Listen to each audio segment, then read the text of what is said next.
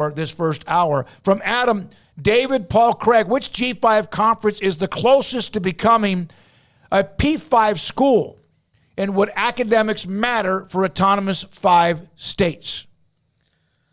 Which G5 conference is closest to being which just a conference overall? There's none. There's one every year we're going through one that might fall out of it. Yeah, it might even go backwards or be riddled because they have people leaving. Yeah, no offense to the conferences. Nobody's moved, like a whole conference isn't moving up to he might have meant Power status. 5. The question, he clearly meant something else because he said what conference is resulting in a school. So one or the other was backwards. I think he meant what group of 5 conference school may be closest to joining an Autonomy 5. And San Diego State seems like they would lead the list. Yeah, it's San Diego State. It's not even close.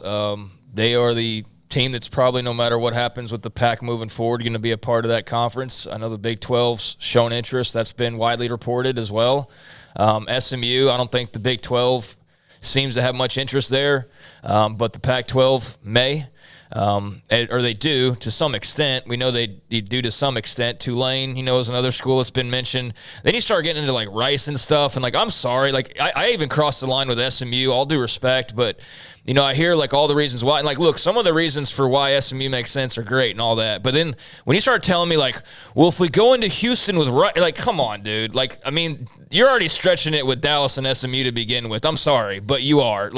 Yes, it's technically territory, but this idea of yes, you'd expand your footprint physically, but television-wise and monetarily and all that, I don't necessarily agree, although I do understand why you think SMU can do that and why they could eventually do that for you as a member of the Pac-12. So that's understandable.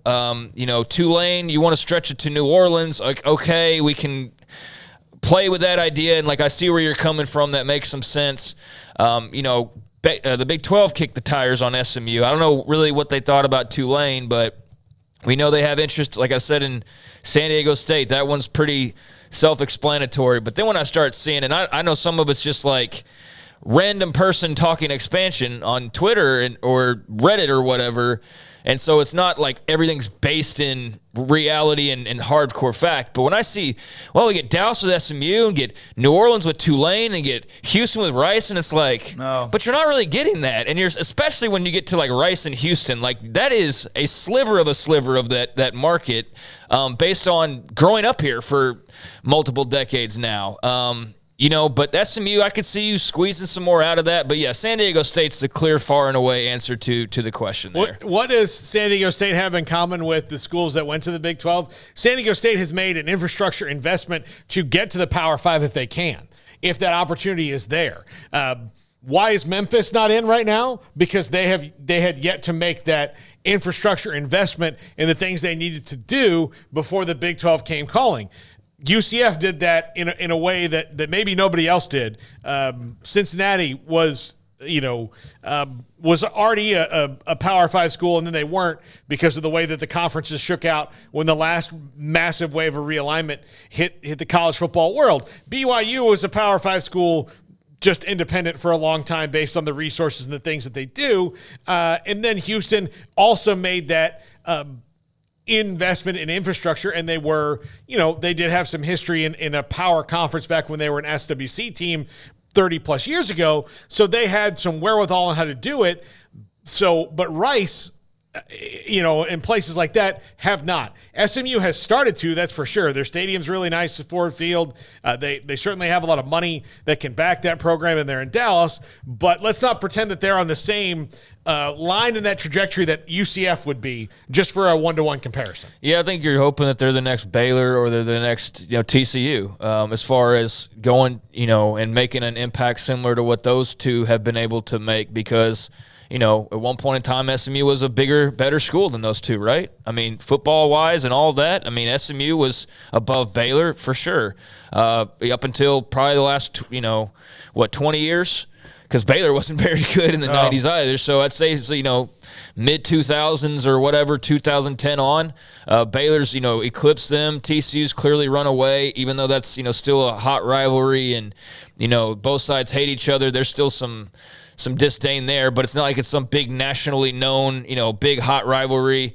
So the hope is you can grab SMU and they can follow that same trajectory, hopefully, that those two did, especially in a game where now you can pay to play. And that's when SMU was its most relevant, was when they did that.